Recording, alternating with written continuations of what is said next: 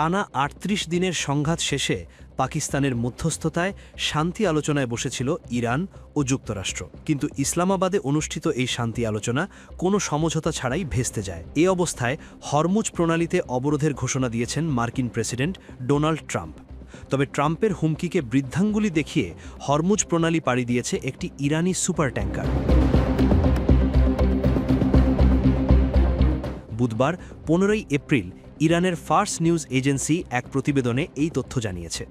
Farce news এজেন্সির তথ্য অনুযায়ী নিষেধাজ্ঞার আওতায় থাকা এই ভেরি লার্জ ক্রুড ক্যারিয়ার জাহাজটি প্রায় ২ মিলিয়ন ব্যারেল অপরিশোধিত তেল বহনে সক্ষম। ট্রাম্পের অবরোধ শুরুর পর এটিই প্রথম বড় কোনো ইরানি জাহাজ যা মার্কিন নৌবাহিনীর চোখ রাঙানি উপেক্ষা করে গন্তব্যের দিকে এগিয়েছে। তবে জাহাজটি পণ্যবাহী ছিল নাকি খালি অবস্থায় ফিরছিল সে বিষয়ে এখনও বিস্তারিত কিছু জানা যায়নি।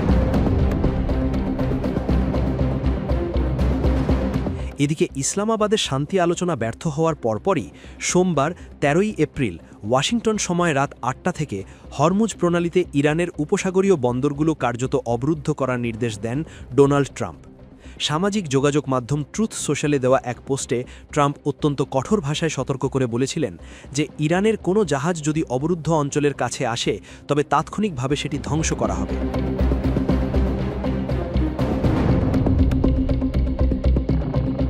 ট্রাম্প আরও নির্দেশ দিয়েছিলেন যে ইরানকে কোনোভাবে অর্থ বা টোল পরিশোধ করা জাহাজগুলোকে আন্তর্জাতিক জলসীমায় চিহ্নিত করে আটক করতে হবে।